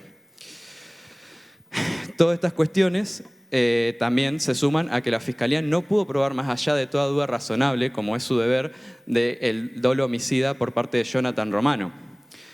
Y estamos en un sistema de justicia donde siempre se debe fallar a favor del imputado ante la existencia de duda razonable, sobre todo ante las inconsistencias entre testimonios que ha habido entre la Fiscalía y la defensa, la ambigüedad de la imputación misma que ha planteado y la sólida evidencia que hemos presentado de nuestra parte, como son las desgrabaciones de audio de Camilo y el dictamen del doctor Caspio. pedimos que básicamente prime el principio de inocencia siempre. Pero no solo por eso, tribunal, sino que también les recordamos de vuelta de que proteger la vida es un instinto y castigarla es y siempre va a ser una injusticia. Es por eso que, pasando a la petición formal, primero me gustaría agregar que en caso de que no acojan nuestra petición principal, les recordamos al tribunal de que la medición de la pena siempre debe ser puesta desde el mínimo y no desde el medio, porque si no constituye una ficción jurídica, tal como lo dice el presidente Mueller del Colegio de Jueces de la Segunda Instancia de nuestra provincia, siguiendo la doctrina de Zaffaroni. Y es por eso que formalmente pedimos que de forma primera y principal se absuelva a Jonathan Romano por haber actuado en legítima defensa de un tercero, su amigo Agustín Salinas, conforme artículo 34, inciso 6 de este código. Subsidiariamente, y de entender este tribunal de que hubo un exceso, pedimos que al menos se lo indilgue como homicidio culposo en exceso de legítima defensa de terceros, conforme artículo 84 y 35 del código. Más subsidiariamente, y de entender este tribunal de que no deberían proceder los otros dos pedidos, pedimos que se endilgue como homicidio preteritencional, conforme artículo 81, inciso 1, apartado B del Código, entendiendo que a lo sumo la Fiscalía ha podido demostrar el dolo de querer causar daño a Ignacio Gutiérrez. Excelentísimo tribunal, esta defensa concluye de que hasta la fecha no hay prueba suficiente para establecer la culpabilidad de Jonathan Romano para un homicidio simple, más allá de toda duda razonable. Es por eso que pedimos que se aplique la ley en su sentido más justo y benigno para nuestro imputado. Muchas gracias. Bien, para decirlo de una manera un poco más ordenada y cronológica con cómo han sucedido los hechos, en primer lugar, esta Fiscalía quiere desacreditar el motivo por el cual Ignacio no entró al boliche. La defensa alega que se trataba de un chico violento y con consumo de estupefacientes, pero lo cierto es que eso no nos consta y entendemos que no resulta relevante a los fines de la resolución de este caso. Lo que sí ha quedado debidamente acreditado es la actitud despectiva, malintencionada y prejuiciosa que tenía este grupo respecto de Ignacio Gutiérrez. Alberto de Luca, en su declaración, sostiene que no le consta que Ignacio sea así. Y más allá de por qué no entró, como les digo, ha quedado debidamente acreditada tal provocación. ¿Por qué digo provocación? Porque vinculándolo con el motivo del inicio de la discusión, la defensa sostiene que fue el propio Ignacio Gutiérrez quien comenzó la discusión. Pero lo cierto es que de la totalidad de testimonios que hemos podido recabar, el inicio de la discusión se dio por los supuestos chistes que menciona Camilo Ortiz en su testimonio, pero lo cierto es que son nada más y nada menos provocaciones por parte de este grupo, quienes vieron la oportunidad perfecta para someter a Ignacio Gutiérrez. Los chats de WhatsApp que ya mencionamos no son chistes, no son bromas internas, no son comentarios anecdóticos. Se trata pura y exclusivamente de una actitud despectiva, prejuiciosa, malintencionada hacia Ignacio. Lo que dice la defensa no tiene respaldo, no tiene evidencia y no tiene lógica. Lo que sí tiene lógica y sentido común es que cuando vieron que Ignacio Gutiérrez estaba pasando con su novia por la misma esquina donde se encontraban este grupo de personas, ellos comenzaron a reírse. Se reían recordando los mensajes de la noche anterior. La defensa también sostiene con fervor que Ignacio Gutiérrez tenía una navaja. Los dice como si fuese cierto y se basa pura y exclusivamente en los testimonios de Camilo Ortiz y en una audiograbación grabada por el mismo Camilo Ortiz. Ahora pasemos a analizar la totalidad de las pruebas que la defensa omitió mencionar, muy convenientemente. En primer lugar, nadie niega que en el lugar de los hechos se halló una navaja. La misma es una navaja de tipo cortaplumas, es un elemento genérico que hasta se utiliza de llavero. Desde la Fiscalía no sostenemos que la misma fue implantada, simplemente desconocemos la vinculación entre la navaja e Ignacio Gutiérrez. Esto surge, en primer lugar, de los testigos directos, es decir, quienes se encontraban en el lugar de los hechos esa noche. Tamara Rivero sostuvo que no vio que Ignacio trajera algo en las manos. Y el propio Camilo Ortiz sostiene, primero imaginando que había una navaja, y luego, tan solo un minuto después, sostiene que no la vio. Afirma en su propio testimonio que la navaja no la había visto. Por lo tanto, los testigos directos queda debidamente acreditado que no vieron la navaja en manos de Ignacio Gutiérrez. Pasemos a la prueba material, que ahí vamos a encontrar la respuesta de si la navaja fue empuñada o no por Ignacio Gutiérrez. No se encontraron huellas. Ignacio Gutiérrez no tenía guantes, no pudo haberla limpiado por obvias y lógicas razones, no se encontraba en condiciones ambientales desfavorables y fue levantada e incorporada al proceso tan solo minutos pasados el deceso, por lo que no pudieron haberse borrado por el paso del tiempo. Además, la defensa alega la existencia de una audiograbación grabada justamente y puesta a disposición de esta Fiscalía por parte de Camilo Ortiz. La audiograbación, como bien dijo la defensa, se dio en el marco de un contexto dinámico, de tensión, por lo que pudo haber sido una suposición, una afirmación equivocada o incluso una exageración. No solo esto, sino que en la audiograbación no se identifica quién es la persona que dijo che, hay una faca, esto se está pudriendo, y tampoco identifica a Ignacio, no lo señala ni lo describe. Por lo tanto, reiteramos, se trata de una suposición dada en un contexto confuso, que esto es más común de lo que parece. En cuarto lugar, tenemos la declaración de Alberto de Luca y de Jonathan Romano, las cuales entendemos que no deben ser tenidas en cuenta a los fines de probar la existencia de la navaja en manos de Ignacio Gutiérrez. ¿Por qué? Porque Alberto de Luca es un testigo de oídas, no estuvo en el lugar de los hechos. Lo que sabe, lo sabe porque se lo dijo su hija Eugenia, quien no prestó declaración, no se le pudo repreguntar y no se pudo evaluar la fiabilidad de sus hechos, de sus dichos. Por lo tanto, entendemos que la misma no debe ser tenida en cuenta. En cuanto a la declaración de Jonathan Romano, ¿qué decir más que es una declaración vertida en el ejercicio de su derecho de defensa? Queremos que quede claro que nadie más vio la navaja, sino única y exclusivamente aquellos que quieren probar una causal de justificación, una exoneración de la responsabilidad de Jonathan. Si Ignacio Gutiérrez hubiese tenido la navaja en sus manos, las huellas tendrían que estar.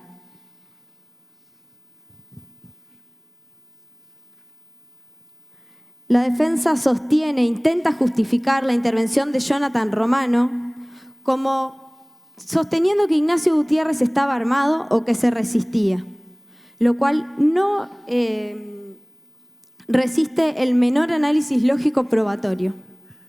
¿Por qué decimos esto? Porque la intervención de Jonathan Romano fue innecesaria, violenta y letal. Tamara Rivero fue clara cuando describió lo ocurrido ese día. Ella sostuvo que cuando Ignacio Gutiérrez se abalanza sobre Agustín, este logra esquivarlo, luego le propicia un empujón, por lo cual Ignacio Gutiérrez cae hacia atrás, y ahí es cuando Agustín Salinas se le sienta encima. Se le sienta encima y lo sostiene con una mano. La otra mano quedó por debajo del cuerpo de Ignacio Gutiérrez. ¿Qué más indefensión que esa? La defensa sostiene, para justificar esto, el testimonio de Camilo, quien construye un supuesto peligro que en realidad nunca existió, porque como corroboramos, la navaja no se encontraba en manos de Ignacio Gutiérrez. Se encontró en el lugar de los hechos, pero no en las manos de Ignacio Gutiérrez. La intervención de Jonathan Romano no fue defensiva, no fue para proteger a un amigo. La intervención fue agresiva, fue violenta, fue desproporcionada y le ocasionó la muerte de Ignacio Gutiérrez. Y eso me lleva indefectiblemente a analizar la causa de la muerte. La defensa propone un análisis alternativo a justamente la causa de la muerte de Ignacio Gutiérrez, proponiendo un informe elaborado por un médico neurocirujano. Es verdad que tiene un currículum muy extenso, pero no es lo mismo operar y trabajar con cerebros vivos que con cerebros muertos. Este neurocirujano no sabe identificar lesiones post-mortem. El único habilitado para ello es un médico especialista en medicina legal, como lo es Nicolás Parfuch, el perito forense oficial.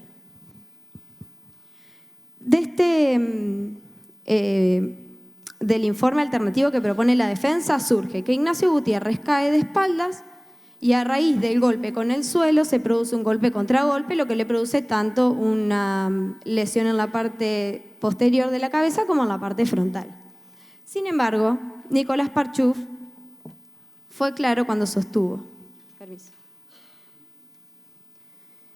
Tanto el hematoma subdural frontal como la lesión axonal difusa son lesiones graves y cada una de ellas por sí pudo haber causado la muerte en este caso.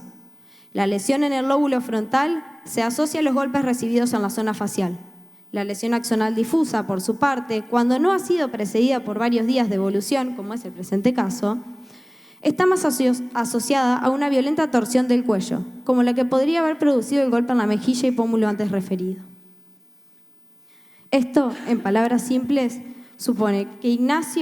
implica que Ignacio sufrió un traumatismo severo de cráneo, lo que le produjo la muerte, a raíz de lesiones internas gravísimas, entre ellas una hemorragia cerebral, lesiones en el lóbulo frontal, daño axonal difuso, es decir, que se rompieron las conexiones cerebrales, hematoma subdural, que es la acumulación de sangre dentro del cráneo, y aumento de la presión intracraniana, es decir, que el cerebro se hinchó. Todo esto producto de una agresión concreta, que fueron las patadas dadas por Jonathan Romano. Las patadas, como bien dijeron mis compañeros, fue la primera en la nuca, cuando Ignacio se encontraba reducido en el suelo, con Agustín Salinas encima, quien le estaba dando golpes, con sus manos inmovilizadas. Intentó levantar la cabeza y ahí es cuando Jonathan Romano interviene y le pega una patada en la nuca. Lo deja inconsciente. Y no conforme con eso, con estar frente a una persona que se encontraba inconsciente, inmóvil y por lógicas razones no ofrecía resistencia, Jonathan Romano le vuelve a pegar 2 patadas más, una entre el pómulo y la mejilla. Y la otra, me gustaría que el tribunal se imagine la violencia, la brutalidad, la fuerza con la que Jonathan Romano le pegó esa última patada a Ignacio Gutiérrez, que le dejó la marca de su zapatilla. Díganme si eso no es una causal de muerte. Muchas gracias. Buenas tardes, tribunal. Quisiera hacer ejercicio en este caso de la dúplica para hablar acerca de una de las cuestiones que estuvo mencionando en su réplica justamente la Fiscalía y que continúan haciendo uso, en este caso de esta instancia, para construir un relato que no se condice con la realidad, porque tiene una serie de omisiones que, si bien son particulares, son tácitas y que justamente en la réplica las han reiterado. Para empezar, desacreditan el perfil de Nacho Machín como una persona agresiva. Sostienen que no hay elementos que puedan de alguna manera introducir esto. Sin embargo, posteriormente hacen uso del testimonio de Alberto de Luca. Lo utilizan para ciertas cosas, lo desacreditan para otras cosas. Esto es bastante conveniente justamente para sus intereses. Sin embargo, del testimonio de Alberto de Luca se nos dice que este muchacho, Nacho Machín, había tenido un trabajo previo del cual había sido despedido debido a las constantes trifulcas que tenía. Eso nos habla un poco del perfil que tenía esta persona, de que no podía mantener ni siquiera un trabajo estable y contrasta con la imagen que nos quieren acercar o vender de una persona que era mucho más dada al trabajo, que era una persona con un futuro esplendoroso por delante. La persona ante la que nos encontramos, que nadie niega que es una víctima, que nadie niega que lamentablemente falleció esa noche, era una persona conflictiva y que no perdamos de vista cómo llega al lugar, justamente. Llega a ese lugar debido a que había sido rechazado de un lugar, del Hacker Mate, del local bailable Hacker Mate, junto con su novia, por estar justamente con diversas sustancias dentro de su cuerpo. Lo dice su propia novia, Tamara Rivero, que dice que se encontraba un poco tomado. Además, muchas fuentes nos dicen que la persona era consumidor, tal como también hicimos mención dentro de nuestro alegato, de diversas sustancias que alteran las corrientes neuronales, provocando reacciones como la que tuvo esta persona. Además, la Fiscalía hace mención de una mala intención o justamente del hecho de que había toda una premeditación que justamente llevó a este desafortunado suceso. Sin embargo, eso es un poco conveniente justamente para el relato que se nos está construyendo. En los chats de WhatsApp de los que tanto uso hace la Fiscalía, no se hace mención ni de un lugar, ni de una forma en la ejecución, de ningún elemento que nos pueda llevar a inducir que mediante esos chats se programó o se orquestó de alguna forma el desafortunado evento que estamos discutiendo hoy en día. Estos chats son simplemente justamente conversaciones en la esfera privada de unas personas que si afortunadamente este evento no hubiese ocurrido, de ninguna forma hubiésemos llegado a conocer. Y no tienen por qué dársele otra importancia que esto. Conversaciones entre personas, entre adolescentes, entre jóvenes inconscientes, pero que no pasan de esto, de ser simplemente charlas, de ser comentarios desagradables, tal vez, pero no estamos aquí para punir esto. Sino, como bien dijo mi compañero, arrojemos a la basura todos los materiales de derecho penal, todos los manuales de derecho penal que personas como ustedes y como muchos otros doctrinarios han escrito y volvamos a castigar por los pensamientos, por la cultura, por la orientación sexual o por muchas otras cuestiones que están lejos del derecho penal que hoy en día buscamos. Hacen alusión a la risa, justamente, de nuestro defendido, como uno de los motivos de nuestro defendido y de su grupo, como una de las cuestiones que hacen que el ataque inicie. Sin embargo, no hacen suficiente énfasis en el hecho de que quien se acerca y quien inicia, si se quiere, la trifulca, es lamentablemente la víctima. No desconocemos el rol que ha tenido nuestro defendido en el altercado. Sin embargo, creemos que no se hace suficiente énfasis en que es Nacho Machín quien se acerca y quien profiere insultos, llamándolos villeros y acusándolos de consumir ellos sustancias como cocaína y como paco. Quizás él, justamente por haberla consumido durante tanto tiempo y con las alteraciones que esto provoca en sus corrientes neuronales, malinterpretó la risa, que tal vez obedecía a cualquier otro motivo, menos justamente que a la presencia de él. Quizás probablemente ni siquiera hubiesen dado con que él se encontraba justamente yendo por ahí. Pasando a lo que viene siendo el elemento, la navaja, que la Fiscalía convenientemente no hace ni una sola mención durante todo su alegato. Posteriormente sí aparece, por supuesto, en la réplica. La navaja es un elemento central dentro de lo que sucedió esa noche, porque de ninguna otra manera se justifica, de ninguna otra manera se hubiese dado una reacción como la que tuvo nuestro defendido si ese elemento no hubiese aparecido. Es el elemento clave que motiva justamente todo el hecho. El audio, que bastardean, que muchas veces lo menosprecian, es una prueba irrefutable y que sobre todo preexiste al propio conflicto. No es un testimonio, no es una cuestión que posteriormente se saca a relucir, no es una construcción. Es un elemento preestablecido que se encontraba en el celular y que no es posible, no es susceptible de una creación posterior, de una reproducción posterior. Es simplemente lo que es.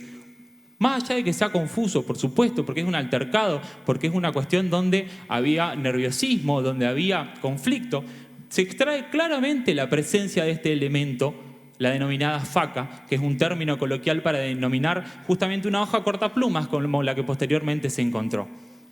El hecho de que no tenga huellas no lo hace justamente un elemento que nos permita descartarla como material probatorio. Hay muchísimos elementos que nos permiten adivinar por qué podría no tenerlos. Pero su mera presencia, sumado al hecho de que existen testimonios de diversas personas, sumadas a un audio que, recordemos, es preexistente a cualquier testimonio y que es una evidencia irrefutable de la presencia del arma que desencadena todo este conflicto.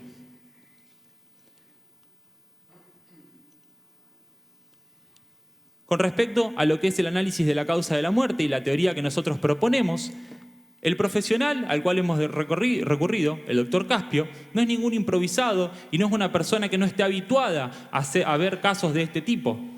Su especialidad de neurocirujano no es para nada justamente un óbice, en este caso para que pueda interpretar la cuestión, sino que por el contrario justamente una virtud que lo que hace es darnos una segunda interpretación que no contradice para nada la autopsia, sino que se vale de ella, se vale de los elementos centrales que ésta tiene, dado que no va en ningún momento en contra de la misma, sino que extrae una segunda conclusión. Porque la autopsia de Parfuch, en la cual determina las supuestas causas de muerte, no es de ninguna forma unívoca y no es de ninguna forma justamente una conclusión cerrada, sino que tiene diversas interpretaciones.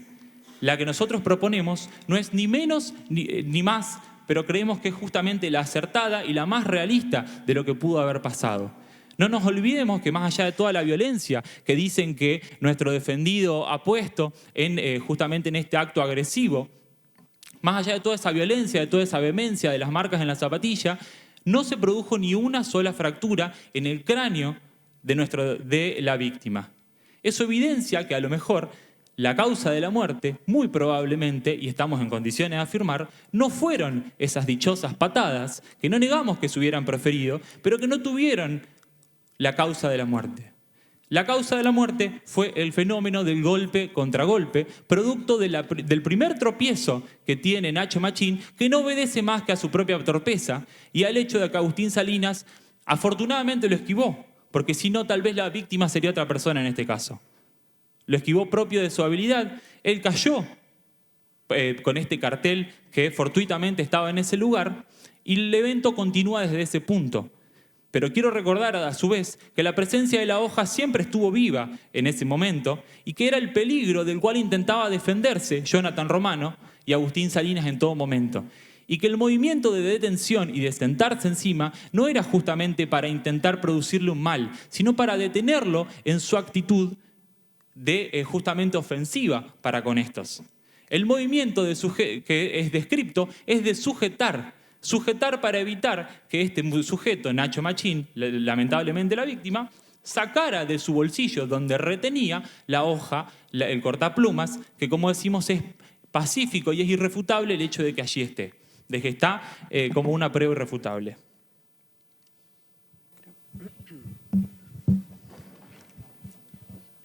Excelentísimo tribunal.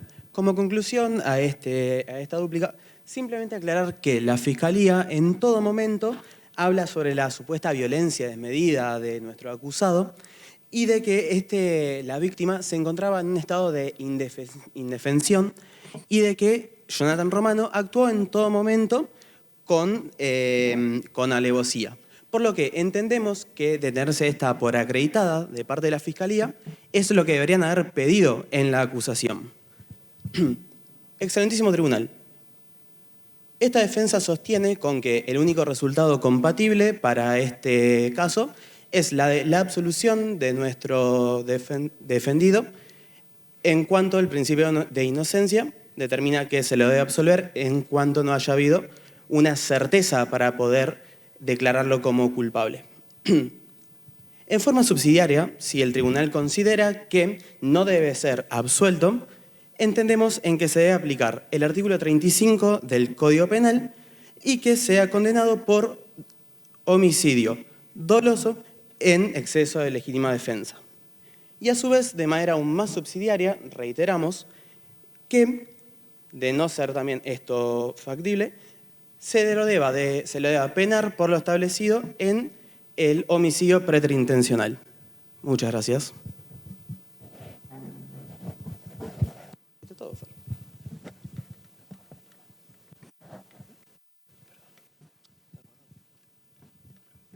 Ahora el tribunal, si le parece, puede hacer preguntas a los equipos.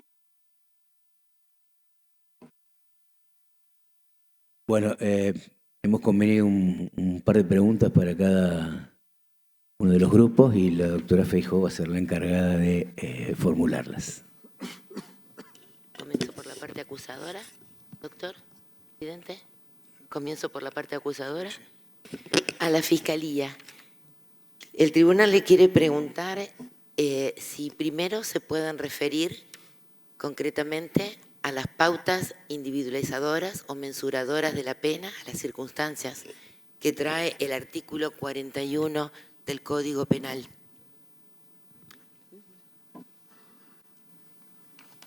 Para concretamente decirnos por qué hicieron hincapié en la pena que piden en el tema de la calidad de la víctima en este delito y el que se trate de una persona tan joven.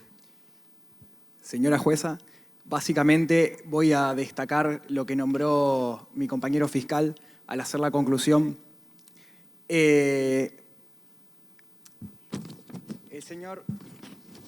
joven Gutiérrez era una persona en la que ellos se basaron en decir que tenía problemas de drogadicción, y yo creo que nos acusaron de buscar conveniencias al respecto y están catalogando a una persona como tal y no refiriéndose a los hechos en cuestión.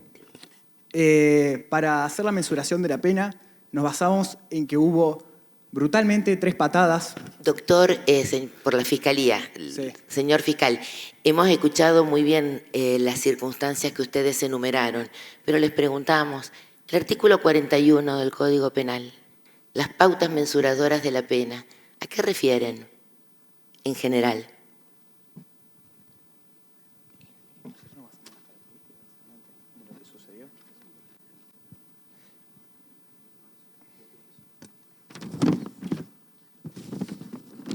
Por eso hacía yo énfasis en la forma en la que se sucedieron los hechos, habiendo brutalmente sucedido las patadas sobre la víctima, la educación, capacidad de raciocinio del victimario, justamente su formación, sus posibilidades de tener un emprendimiento laboral y su curso de una carrera universitaria, les permitió representarse el resultado de lo que estaba llevando a cabo. Además, el medio empleado, la brutalidad de las patadas, de llevar a cabo algo con su mismo cuerpo, el menosprecio y la indiferencia al abandonar la escena y además el sufrimiento que podían apreciar que estaba atravesando la novia del fallecido Gutiérrez y abandonando la escena con total indiferencia. Además debemos tener en cuenta, cuando hablamos de juventud... Paso a la segunda pregunta, Okay. Señor fiscal. ¿Por qué la Fiscalía no refutó las figuras subsidiarias planteadas por la defensa?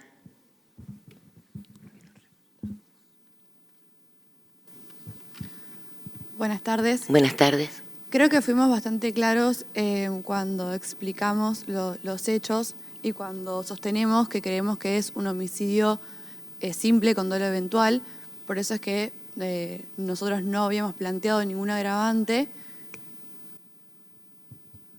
Consideramos que la alevosía y premeditación no estaban acreditados, como sí el homicidio simple.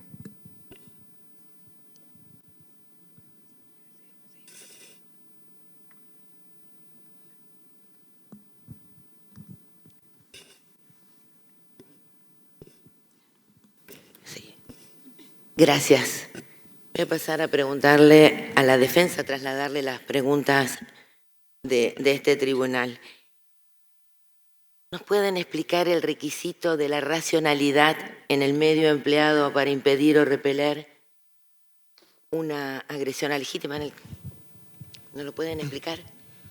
En cuanto a la racionalidad del medio empleado, en el caso concreto que se está planteando en este momento, desde la teoría, desde la navaja que portó en todo momento el atacante, consideramos más que racional una defensa a base de puño o de golpes limpios, interpretando la racionalidad desde una teoría amplia, considerando que en un momento de caos, el contexto dado de una pelea, es muy difícil sostener de manera milimétrica que haya un pequeño exceso o no en el ataque, por lo cual ahí encontramos la racionalidad en el medio utilizado.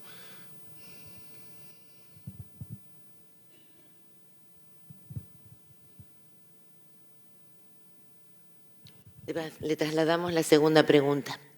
¿Cómo impacta la duda razonable sobre la certeza positiva de que debe ser absuelto al defendido de ustedes por legítima defensa?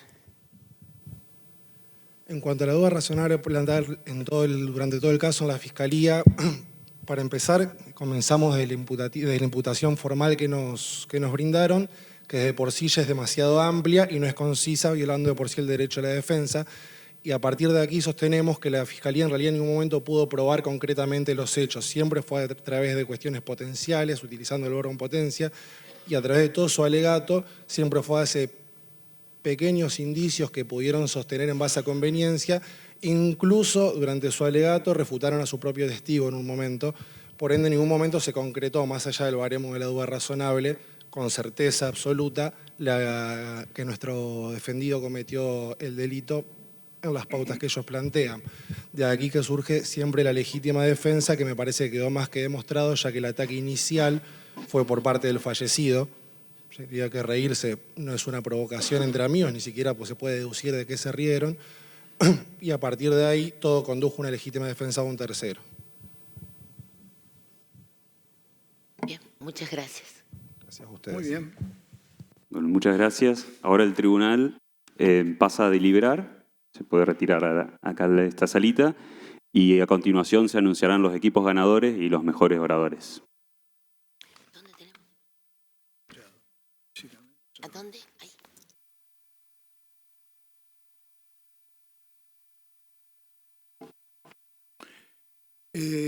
Bien. Vamos a formular nuestras conclusiones luego de un debate interesante que hemos tenido entre nosotros y también con las autoridades organizativas. Ante todo, esto, como bien lo señala el reglamento, es una competencia que tiene que tratar de servir a los estudiantes para la identificación de problemas y su posible solución. Esto, ¿por qué lo señalo? Porque le hemos prestado nosotros especial atención a esos aspectos. Estamos todavía en la etapa de la formación de estudiantes y nos ha parecido loable, muy interesante, el esfuerzo que todos han hecho, más allá del éxito que hayan tenido. Deben ustedes recordar, no tener presentes, recordar incluso algo. En derecho nosotros hablamos cuando estamos hablando de un juicio, hablamos de una litis. La litis, el origen de la palabra viene de una lid, de una lucha que se establece, en este caso, entre la Fiscalía y la defensa. Por ende, es un tema que debe tenerse en cuenta en el día de mañana, cuando ustedes ejerzan la profesión y deje de ser esto un simple ensayo, muy útil, pero ensayo, para hacer una realidad, tener en cuenta esto. Y para hacer una buena defensa, o para hacer una buena acusación, lo primero que hay que tratar de tener es claridad, una claridad expositiva, porque la simple acumulación de datos de la doctrina o de la jurisprudencia no sirve frente a una buena argumentación. Me ha tocado a mí, por pura casualidad, presidir este debate. Estoy muy satisfecho, estamos muy satisfechos del resultado. No podemos pretender aciertos, porque ustedes todavía son estudiantes, ni tampoco cuando sean ustedes y nosotros que ya lo somos, podemos tener la pretensión de siempre estar en lo cierto, pero hay que tratar de hacer el mejor esfuerzo posible. Desde este punto de vista, y utilizo el respaldo de quienes me acompañan en esta mesa, hago presente tanto a quienes han integrado la Fiscalía como la Defensa mis felicitaciones por el esfuerzo realizado, junto a la esperanza que todos tenemos de que este esfuerzo les sirva a ustedes el día de mañana para un mejor desempeño de la profesión. Dicho esto, vamos a pasar a escuchar las calificaciones, los que se han hecho, que hemos hecho, de la actividad de todos ustedes. Adelante, doctor Preumantaraz. Bueno, gracias, doctor de Olazábal. Me han dejado con esta tarea de ser simpáticos para uno y no tantos para otro, sobre todo con quienes han sido mis alumnos. Esto ya está adelantando que entendimos, y esto de manera unánime, que, no sé si llamarlo el triunfo, pero que el mejor desempeño ha sido de la Fiscalía. Hemos entendido de que la Fiscalía, digamos, desarrolló con mayor profundidad el caso. Si bien tuvieron algunas deficiencias en la construcción de la premisa fáctica, en definitiva lo hicieron, y lo fue de una manera mucho más comprensible de lo que la defensa la desarrolló. Igualmente, esta premisa fáctica guardó absoluta correlación con la calificación legal de los hechos que la Fiscalía sostuvo, la que mantuvo desde un principio hasta el fin. Si bien algunas deficiencias tuvieron, como por ejemplo no haber dado respuesta a las calificaciones subsidiarias que la defensa había pretendido, bastaba con que hubieran dicho de que, bueno, que era, digamos, la única subsunción típica posible y que no había otro porque no se daban algunos de los elementos pertinentes de la exceso en la legítima o del homicidio preteritencional. Entendimos también que, y esto sí es muy importante, porque es muy importante luego en el trabajo cotidiano de cada uno de nosotros, tanto como los que nos toca juzgar por circunstancia de la vida o que vayan a ser partes dentro de un proceso, creo que aquí, y esto también lo charlamos bastante, les aclaro que esto fue unánime, esto no hubo discrepancia. La Fiscalía hizo una mejor valoración de la prueba, en orden a que esa prueba debía sostener un caso, el caso que mantuvieron desde un principio sin variaciones. Es decir, la evaluación probatoria que fue haciendo la Fiscalía en el desarrollo de su exposición fue lógica, fue coherente. Se interrelacionó perfectamente el hecho con la prueba. Si a medida que desarrollaban las secuencias de cómo se había producido el acontecimiento de la vida sobre el cual estaban alegando, iban intercalando la prueba en la cual sustentaban esta postura. Y creo que esto es probablemente una de las mayores virtudes que ha tenido el trabajo de la Fiscalía. Además, bueno, una de las cuestiones que advertimos en la defensa es que nos costó entender la teoría del caso. Nos costó entender cuál era en definitiva la teoría que iban a sustentar. Porque, y allí fue una de las preguntas que se les hizo justamente, que era el tema de la duda razonable. Es decir, plantear una cuestión vinculada con la duda razonable que estaba bien, que no estaba mal, porque puede haber duda razonable respecto de algún aspecto fáctico concreto, y que esto tendrían que haber dicho que debía jugar en favor del imputado, más allá de que después sostuviera una certeza positiva, que es lo que pretendía, creo que era la principal pretensión, una certeza positiva, o si quieren ustedes llamarla negativa, acerca de una legítima defensa, que si bien fue planteada como legítima defensa de un tercero, esto tampoco quedó muy claro. Y creo que fue uno de los principales déficits. Es decir, no resultó claro la teoría del caso que estaba elaborando la defensa. Como contrapartida, sí resultó clara la teoría del caso que elaboró la Fiscalía, independientemente de que fuera correcto o no correcto, ¿eh? Es decir, no estamos haciendo una evaluación técnica, sino cómo fue el desarrollo de los alegatos. Bueno, en concreto, creo que para darle alguna devolución, esto resultaría suficiente. Entendemos que en esta primera experiencia, positiva para todos, realmente lo felicitamos. Bueno, esto ha sido el resultado, pero en realidad los ganadores somos todos, los que intervinieron, los que participaron, los que nos costó intervenir en esta muy buena experiencia. Y por último, sí, vamos a hacer un especial reconocimiento a quien nos pareció que mejor expuso, que fue el más solvente, el que con más firmeza se plantó cuando tuvo que elaborar su posición, que es Fernando Peretti.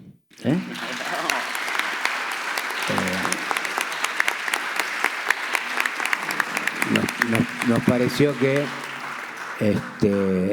estuvo muy bien plantado, como a los jueces nos gusta que se plante un defensor que viene con una posición fuerte. Y una mención especial, acá decidimos hacer 3 menciones especiales, para Paloma García,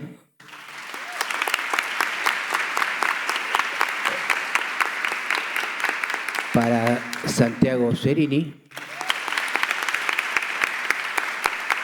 y para Nicolás Urdiales, que también entendimos que pudieron explicar lo que querían explicar con soltura, con solvencia y con tranquilidad. Bueno, algunos se pusieron nerviosos, era lógico, era obvio, sucede hoy en cualquier juicio, que los mismos profesionales traigan esa carga de nerviosismo que es inevitable. Bueno, esta ha sido nuestra devolución y muchas gracias por la invitación a ser jurado en este evento.